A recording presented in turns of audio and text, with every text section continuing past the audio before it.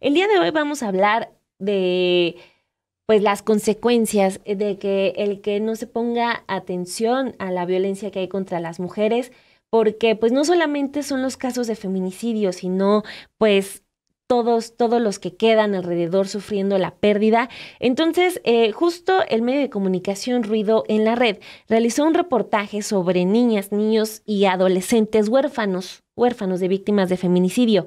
¿Qué pasa con ellos? ¿Quién los atiende? ¿Cuáles son las consecuencias de pues toda esta impunidad? Entre los datos se encuentran que en diciembre de 2018 a diciembre de 2021 se registraron 232 feminicidios tan solo en la Ciudad de México y 69 de esas mujeres eran madres. Invitamos a Sandra García y Rosa Lisbeth Lozano. Ellas realizaron el documental para Ruido en la Red. Tenemos en entrevista a Sandra García y a Ruth Muñiz, directora de este medio de comunicación, a quien le damos la bienvenida para hablar de este documental. Ruth, Sandra, muy buenos días, bienvenidas a Café y Noticias. Hola, buenos días, Dani, Romina, qué gusto. Muchas gracias por el espacio. Muy buenos días, Daniela, Romina, a toda su audiencia y gracias por este espacio. Pues muy bien, Sandra, un placer para nosotras tenerlas ustedes, Ruth, también ustedes que son, Ruido a la Red es un gran medio aliado también de Sin embargo. Platíquenos acerca de esta investigación, cómo surgió esta investigación, qué arroja esta investigación, que ustedes, los datos más importantes, qué encontraron ustedes al investigar y preguntarse qué pasa con los niños, con los hijos de las mujeres que pues son victimadas. Pues muchísimas gracias. Huérfanos por feminicidio es un reportaje elaborado por mi compañera Rosa Lisbeth Solano y su servidora Sandra García en coordinación de Ruth Muñiz. Y corremos con la hipótesis de que los huérfanos por feminicidio suelen ser huérfanos 3 veces. En primer lugar, de madre, porque es asesinada, de padre, porque muchas veces es el agresor principal, y del Estado, porque se les está invisibilizando. Este reportaje surge precisamente, se inspira de casos de violencia de género de otras mujeres. En un principio escuché el caso de, por ejemplo, de Guadalupe en el Estado de México, de Abril Michel en Sonora, que ellas eran el sustento familiares de sus casas, eran taxistas y perdieron la vida. Fueron víctimas de esta violencia de género por feminicidio y dejaron huérfanos. Así surge. A partir de esto empezamos a hacer una investigación y encontramos que las consecuencias pues están en múltiples aspectos, a corto, mediano y por supuesto largo plazo, porque la muerte de una mujer por feminicidio marca la vida para siempre de un niño, de una niña, de un adolescente que quedan sin madre, ¿no? Encontramos también que hay un rezago e incluso en el registro de todos estos niños. Realizamos investigación por vía transparencia a las 32 fiscalías de la República. Únicamente 11 mujeres, 11 fiscalías tienen el registro de mujeres víctimas de feminicidio que eran madres. Y únicamente 2 tienen datos exactos de cuántos huérfanos y huérfanas hay. En 9 ni siquiera tienen ningún dato. Entonces, creo que es relevante que se empiece a visibilizar, que se empiecen a registrar para que el Estado se haga responsable de este hecho. Además, también resaltamos que ya empiezan a haber pequeños pasos. Uno de ellos es el Protocolo Nacional para Niñas, Niños y Adolescentes que han quedado en orfandad por feminicidio y que es el primer paso que registra y que toma en cuenta a estas víctimas indirectas de este crimen. No sé si Ruth quiere agregar algo más. De hecho, creo que partíamos justo de la hipótesis de que estos huérfanos no sean tratados justo como víctimas indirectas de un crimen, sino que son también víctimas directas y es un poco lo que el protocolo apela también, ¿no? Reconocer esta figura para que también pues el Estado justo tenga responsabilidad en un crimen que debe prevenirse desde ahí, ¿no? Eh, Creo que viene también de la preocupación de Ruido en la Red de visibilizar mucho más a las infancias. Creo que de repente solemos dejarlos un poquito ahí en el olvido, casi no hablamos de ellos, y pues darnos cuenta que en un contexto en el que estamos hablando constantemente de violencia de género, en el que ya está en la agenda de todos nosotros constantemente, pues hay esta otra parte, estas otras historias de las que casi nunca hablamos y preguntarles directamente a estos huérfanos, porque en el documental que ustedes pueden ver en nuestras redes, son ellos mismos en muchos casos quienes nos dicen cómo marcó su vida. El eje de la investigación es a partir del caso de Angie, que es precisamente quien junto con ABIM y otras instituciones ayuda a generar este protocolo de atención a huérfanos por feminicidio, y ella pues nos cuenta cómo pues ella ve a su padre asesinar a su madre a los 16 años, le toca reconocer el cuerpo de su madre, lo cual es una revictimización también en el proceso, y con las titulares también de las instituciones que participaron en la creación del protocolo, que nos explicaban mucho como que no había, o sea, que cuando hacían de repente simulacros para ver, ok, ¿qué pasa en el caso de un feminicidio? Las autoridades nunca pensaban ni se preguntaban qué pasaba con estos niños, que además muchas veces eran testigos de los crímenes también, ¿no? No hay un seguimiento, no hay, a veces algunos de estos huérfanos se quedan con la familia de quien perpetra el crimen. En el caso de una de las historias que tenemos, es un niño que es sustraído de su casa, se lo roban, está desaparecido. En fin, hay como mucho que hacer y que atender en el caso de infancias cuando se comete un crimen de esta naturaleza. Exacto. Sandra, preguntarte a ti sobre cómo es ya después de realizar este trabajo de investigación, ¿cómo podrías definir que vive la familia, que viven los niños esta doble pérdida, ya que pues es la ausencia de repente, pero también encontré en algunos casos que el resto de su familia se dedica a buscar o los cuerpos o justicia? ¿Cómo es esta pérdida que se convierte casi en automático, en segundos, pues también en otra lucha por buscar justicia para el caso de sus mamás? Nos dejó ver que la muerte violenta de una mujer cambia la vida de toda la familia, por supuesto de los huérfanos, pero también de todos los que están en ese núcleo familiar. Por ejemplo, las y los cuidadores muchas veces son las abuelas, que no solo tienen que hacerse cargo de los niños y adolescentes que han perdido a su madre, sino, como bien lo dices, pues siguen esta lucha por tener justicia. Y cabe mencionar que encontramos que cada caso tiene sus particularidades, ¿no? Tu pregunta me hace pensar un poco en el caso de Anthony, que es la situación que comentaba Ruth, un niño que tras el feminicidio de su madre Brenda Reséndiz, se queda con los padres, con la familia del agresor.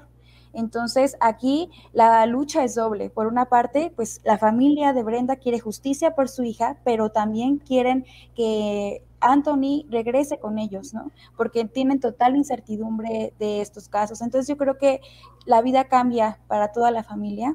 Tiene muchas luchas que seguir cada una de ellas, pero creo que es muy importante ver las particularidades de cada estado, de cada caso, y por eso el Estado tendría que hacer un seguimiento pues más acorde a todo esto, porque a final de cuentas el principal problema es la violencia de género. No sé si gustes agregar algo, Ruth, pero yo también quería preguntarles con respecto, bueno, si se cambia el entorno, sabemos que también, y lo acaban de comentar, el hecho del acceso a la justicia y la búsqueda de justicia es uno de los factores inmediatos por lo que las abuelas también empiezan. Pero, ¿qué pasa ya también en la vida cotidiana, en lo práctico?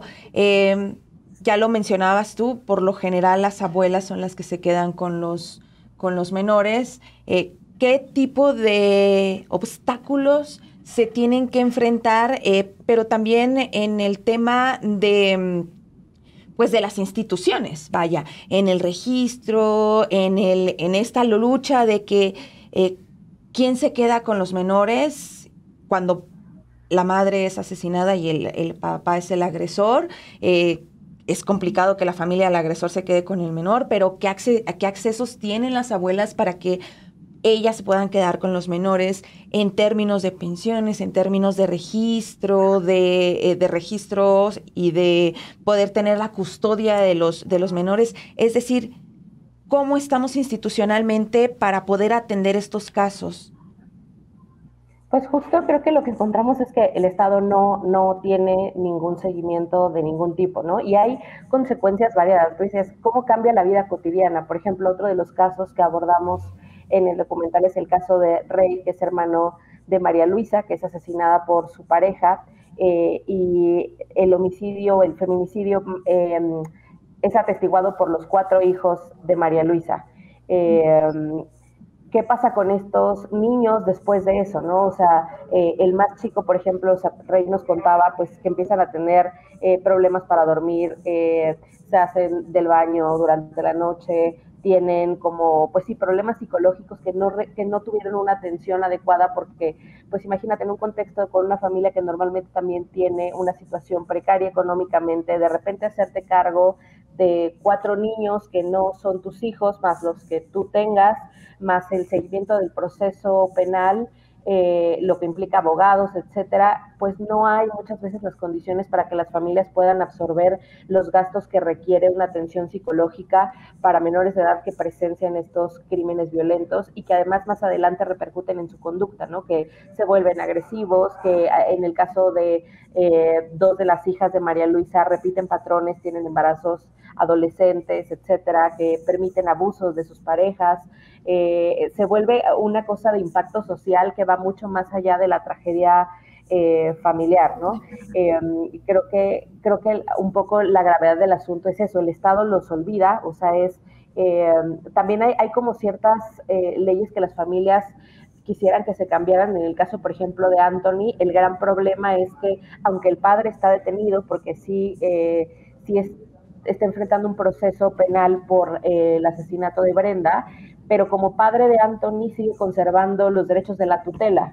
En ese caso, la familia de él, que se lleva al niño y no se sabe dónde lo tienen, pues no, las autoridades no tienen forma legal de cómo actuar en su contra, porque el papá, que legalmente tiene la custodia hasta que no se le dicte sentencia, pues puede decidir sobre la vida del niño y la familia de Brenda es donde dice, oye, ¿cómo es posible que haya un Estado que permita que este hombre aún decida sobre la vida de mi nieto? Entonces creo que hay muchas aristas desde donde atender el caso.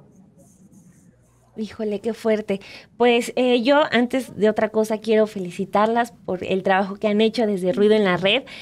Además que se atrevieron a hacer un documental que pues no es cosa menor. Así que esa sería mi siguiente pregunta. Pues, ¿dónde podemos ver este trabajo? Y también que nos cuenten un poco más de estos datos periodísticos, cuánto tiempo se llevaron haciendo este trabajo, cómo fue conseguir las entrevistas, incluso hasta emocionalmente cómo se sintieron, porque pues vemos el trabajo, pero también pues los periodistas somos humanos y claro que escuchar estas historias y pegan en algunas ocasiones. Cuéntenos de esto, por favor, Ruth, Sandra. Va, Sandy, tú que lo tienes tan a flor de piel. Bueno, la verdad, quiero compartirles a ustedes y a su audiencia que este trabajo yo creo que marcó mi vida y marcó mi vida en muchos aspectos. Ustedes no están para saberlo, pero pues yo tengo poco tiempo en el periodismo y las infancias siempre han sido pues un tema de mi interés. Entonces, ver casos tan de cerca me impactó muchísimo y representó un reto, incluso el encontrar testimonios. Creo que aquí hay que resaltar el trabajo colectivo que hicimos en Ruido en la Red, donde muchas de mis compañeras, reporteras, estuvimos buscando esta colaboración y al final de cuentas creo que encontramos historias muy valiosas y que estamos seguras que afuera hay muchísimas más. Pero eso por un lado. En cuestión, tú me preguntabas cómo emocionalmente, la verdad es que cada entrevista fue un reto. Fue un reto porque fueron horas de escuchar historias e incluso en el lugar de los hechos, donde ocurrieron los feminicidios. Entonces, estar ahí, sentir la emoción todavía, aunque ya hayan pasado años del evento violento, la emoción de las familias, el coraje, la tristeza, la furia, pues obviamente se transmite, ¿no? Y también te queda esta sensación de, bueno, ya escuché esto, cómo procesarlo y pasarlo a un guión para que las familias se sientan satisfechas con cómo se está contando esta historia.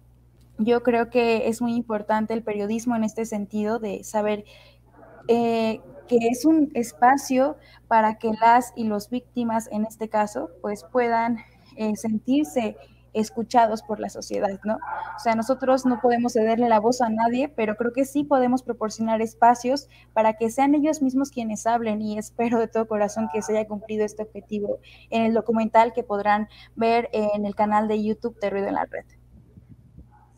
Pues felicidades, la verdad, felicidades. Y es un trabajo, la verdad, es un trabajo que lleva la verdad, lleva muchísimo valor, porque también la contención emocional y estar escuchando ese tipo de historias, pareciera que no, pero sí calan en lo profundo, y ya entregar un trabajo como el de ustedes, pues no hay nada más que agradecerlo, y pues invitar a la gente que lo pueda ver y que haga conciencia, sobre todo que haya conciencia. Yo nada más quisiera hacerles una última pregunta con respecto a los huérfanos. Ustedes al hablar con familias y al hacer este trabajo, ¿notaron que aún hay, si existe por parte de la sociedad, algún tipo de estigma o trato diferenciado con estos menores? ¿Cómo es el desarrollo de ellos en la sociedad, con la sociedad? Creo que sobre todo en el caso de los más pequeños, sí nos contaba la abuela de dos de los menores, por ejemplo, que claro, en la escuela sí hay esta pregunta de, oye, ¿qué onda? ¿Por qué te trae tu abuelita a la escuela? Oye, ¿que no tienes mamá? Oye, o sea, ¿cómo es? No sé si hostigamiento es la palabra, porque quizá no venga de un dolo, pero sí viene de no es normal lo que te pasa y eres diferente, ¿no? Y viene también como no entender, pues creo que como sociedad no estamos tan preparados para saber cómo tratar a las víctimas de hechos muy violentos, mucho menos si son niños, ¿no? O sea, ahí hay como cómo hablar con ellos para que estén preparados quizá para estos cuestionamientos que la gente afuera les va a hacer, pero pues es difícil que incluso los familiares estén emocionalmente preparados para saber cómo decirle a un niño, asesinaron a tu mamá, mucho más si es el agresor, pues también parte de tu familia, ¿no? Creo que ahí todavía hay un trabajo de sensibilización que nos falta.